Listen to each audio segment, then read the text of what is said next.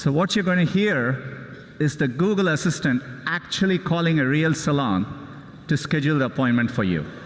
Let's listen. So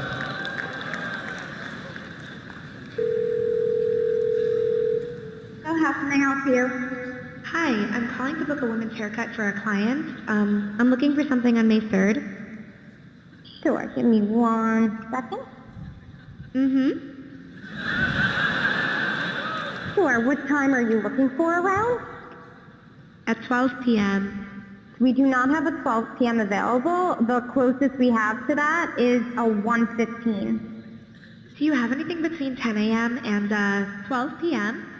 Depending on what service she would like. What service is she looking for? Just a women's haircut for now. Okay, we have a 10 o'clock. 10 a.m. is fine. Okay, what's her first name? The first name is Lisa. Okay, perfect. So I will see Lisa at 10 o'clock on May 3rd. Okay, great. Thanks. Great. Have a great day. Bye.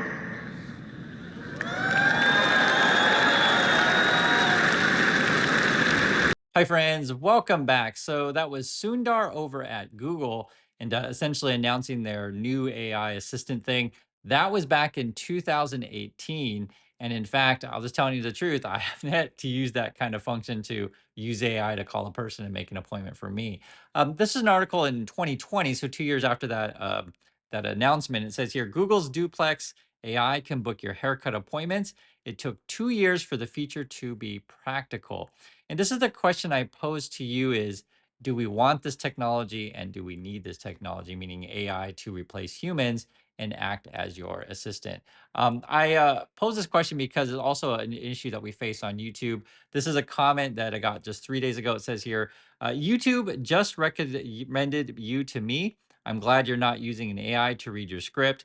And that's coming from Kronos. And in fact, if you guys watch my channel, you know I do these live uncut and there is no script. I basically just talk. The major reason why I like to do that is because I want to be a human and have a conversation with you. My feeling is that if we go too far down the AI route, just we lose those relationships. And I think if we lose that, we lose everything. And that's just my opinion on this stuff. But I understand that AI has been all of the rage. I want to show you guys this. And this thing really caught my attention today. I'll read the headline here. It says Hong Kong-based crypto exchange used deep fakes of Elon Musk to claim the billionaire was its lead developer. And you guys know how this game is played, right? For these kind of people, like Elon Musk, or even like, for example, Barack Obama or Trump, and I'm using politicians as an example. I think Snoop Dogg might be one of these kind of people as well. It's someone who has a very recognizable voice, someone who has tons of clips out there of them, and then essentially, if you have enough video, voice, etc., you can put together these deep fakes. It's all over the internet. So I'm sure you guys know exactly what I'm talking about. And already people are using this for reasons to scam people, or I should say not reasons, but ways to scam people, better way to say it. And I was thinking about this, how easy it would be to do for many people, because there's people who just want to believe, right? They even if the deep fake is still a little bit weird, like you just want to believe. And that's essentially what phishing/scamming is. You just throw out enough, essentially lines slash hooks, and eventually you're going to get someone. But this is new to me. This came out just May 13, 2024. So already you're having deep fake scams. Moreover, I saw this one as well. This was another similar one. This was back in April 24th, 2024. So again, just like a few weeks ago, a South Korean woman says she fell in love with a fake Elon Musk, who talked up a storm about building gigafactories, Lux helicopter rides. Then she gave him $50,000. And this kind of shows that this could be probably any country will fall for this kind of thing, right? There's going to be somewhere on the planet that will fall for a deep fake. And something I just stress with you guys over and over again, why we have a community, why it's good to talk with other human beings, is because there's so much fake stuff out there. And I think it's going to take all of us together to work together to defeat these kind of things. And the other issue as well, we also have a significant portion of the population that just believes what they want to believe, right? Meaning that even if you try to warn said person, hey, I think this is a scam. Hey, I think this thing is too good to be true. They are just so enamored by the fantasy, the dream. I know it's not fun to talk about reality, but honestly, I think it's important to live in reality because you're going to be protected from people who are going to essentially take advantage of you because they will sell you dreams. So that's what's going on with this deep fake stuff. I wanted to talk about this because this is all related. I wanted to sort of stress that this technology has been around for a while. Say the Sundar example from 2018 with the AI assistants, et cetera. Now we have news coming out that actually OpenAI, and that's sort of been the hot company lately, is going to be challenging Google in the search department, if you can get that. Wow. OpenAI plans to announce Google's search competitor on Monday. So that's just coming out. Once they, make their official announcement and maybe introduce whatever product they got, we'll go over that exactly. One of the things that I'll tell you guys, I actually don't use ChatGPT at all, and so I just don't. I guess I'm old where I'm fine with Google. And that's pretty much what I use. I know there are other competitors out there, right? I think Yahoo, Bing, maybe Ask Jeeves. It's probably a couple others I'm leaving out, but Google really has a primary. And actually, and I can just tell you, actually, though, in other countries, so for example, here in Korea, a lot of people use Naver. You probably haven't heard of that one if you're in the USA, but it's a real popular search engine. And then in China, it'd be something like a Baidu, and I think maybe India has their own, and then maybe there might be different popular sort of web searchers or I guess you say search engines in the Middle East, and just various places may have different ones, but Google does dominate. I think if anyone were to challenge Google at this stage of the game, who's got sort of the star power and essentially the free advertising when we're talking about it, would be something like an open AI. So I'm really curious where that's gonna lead to. I think that ultimately, though, and this is just for any industry, any business environment, competition is good for consumers, right? And hopefully it forces companies to innovate. So I think one of the challenges, though, even though I do believe in innovation, these kind of things, is what if all the big companies end up partnering together and you essentially have like just a few major players, and so you hope for competition innovation, but it ends up not being the case. The example I want to give here is you have OpenAI challenging Google now for in search, and then I guess we'll read the headlines of this one. Apple nears deal with OpenAI to put Chat GPT on iPhone, right? And you can see here, move is part of a push to add AI features to Apple devices. Company also held talks with Google about using Gemini. Again, my feeling on this stuff is the same. I don't necessarily use these features daily in my life. Maybe it's because it's not quite at the level where I feel like I need to use it. And perhaps theoretically, and you guys can share with me your opinion on this stuff.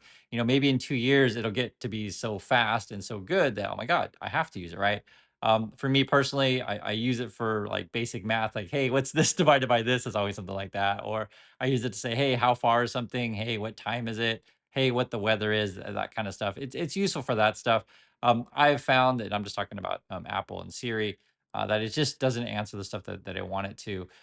The other issue as well. So even if Apple does partner with OpenAI, something I've been talking about ChatGPT here. Something I've discovered with these kind of things is it'll summarize something, right? So you ask it a question, it'll summarize something, but you don't always know where that source comes from, and it doesn't do great on complex questions. So when I use Google, so I think Google is probably powered by the Gemini stuff. For example, I just did a video yesterday, and I can ask it a simple question like, "Hey, how many cars did Toyota sell?" And then it'll give me an answer. Like I think it was like 11 million. How many does BMW sell? It'll say like 2 million. And so for those kind of sort of fact checking things, I think it's really really good.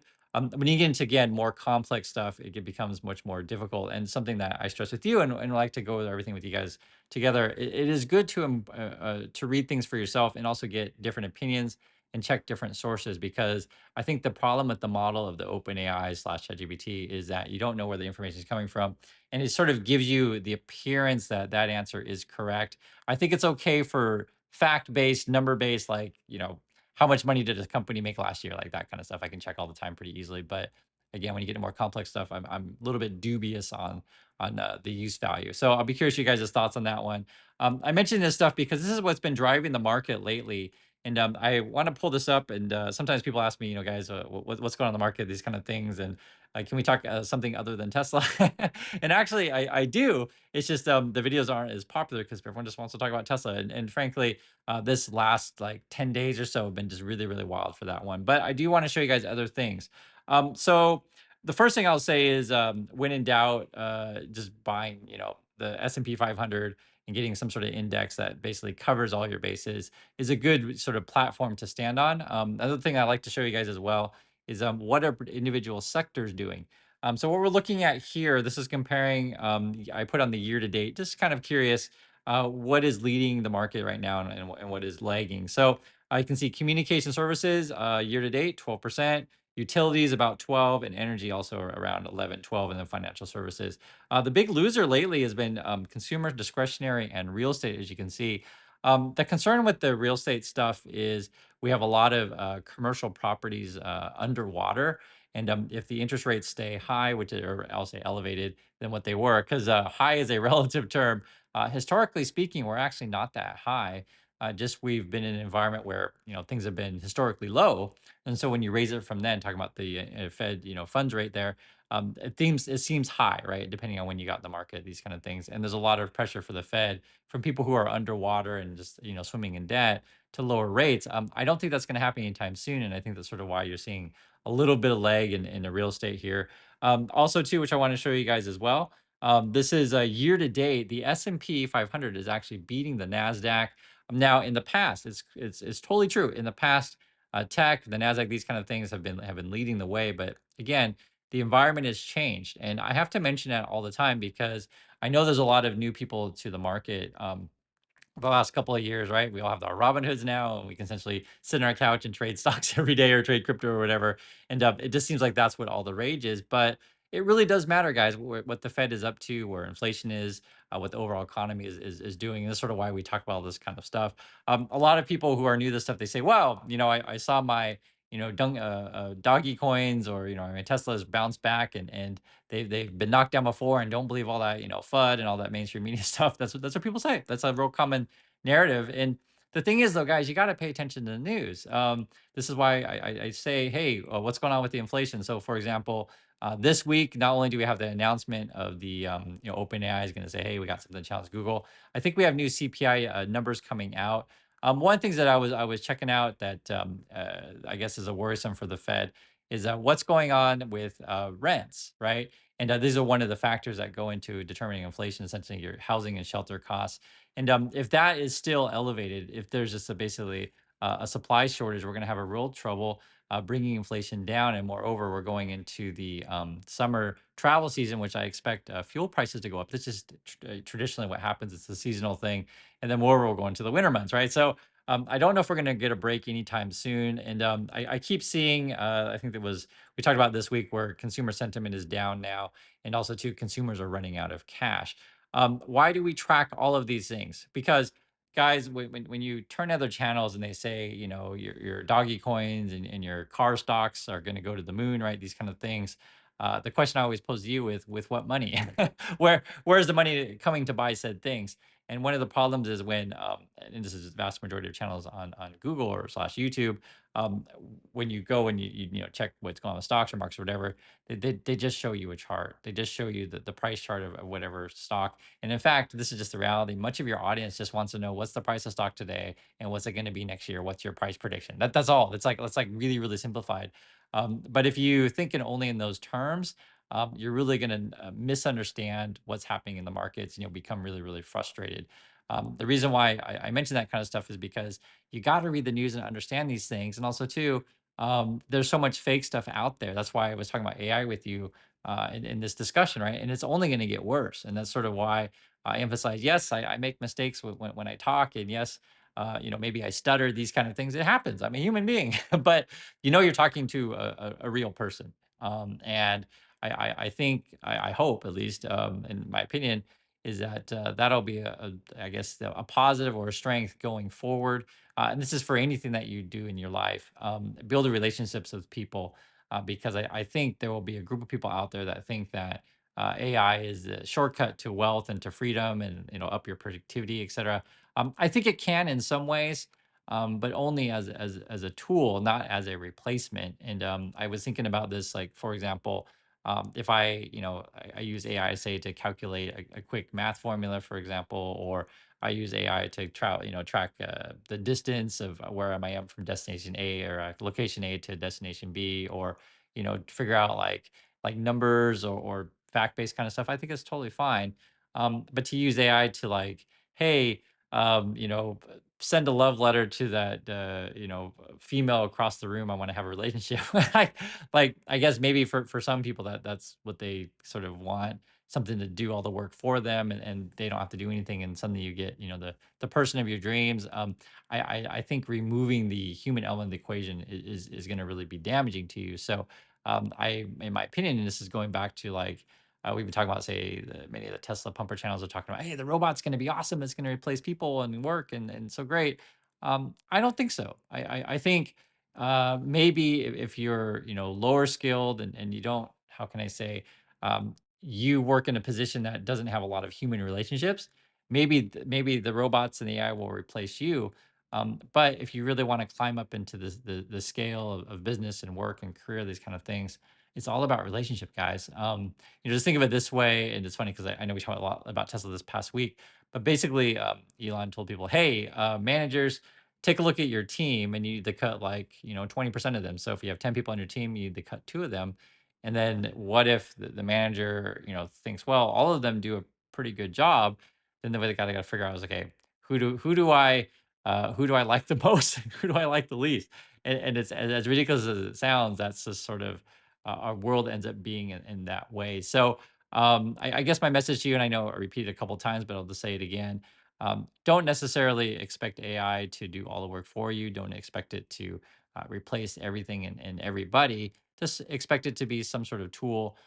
Something like, for me, the same example I always use is, I'm happy and perfectly fine, and I use it every day. Spell checker, right? I can't spell word beans. I've never been that good at spelling, but AI definitely improves me there. But will AI, like I said, help me with my human relationships? I don't think so. I think there's something you need to, when you write emails to people, or have conversation with people, is express yourself from you, not from the words of some robot and some distant server that you don't even know where it is. That's just my opinion on this stuff. So I know that in these days, and it's why I always say it's my opinion, is because I know in these days, if you flip on YouTube, almost every channel out there is like, this is how AI is going to make you rich and awesome like that. I got passive income from AI. There's a lot of channels out there that like that. Be it writing, AI children's books to, true story. There was a, it's really funny. Because I like cameras and these kind of things. There's all these new channels popping up on like how I can make 3,000 a month from my drone for real. I'm like, what the heck? I guess I need to do a new business, right? I need to be in the drone business, but it's funny. It's funny because it's true. I even thought about these kind of things, but I think at the end of the day, a lot of this kind of stuff is all pretty scammy, and oftentimes it's always the case. If it's too good to be true, then it probably is. So anyway, that's just my thoughts. I just want to go over sort of what's going on this week, what's happening in the world, and love to hear your thoughts on these things. So thanks everyone, and I'll catch you next video.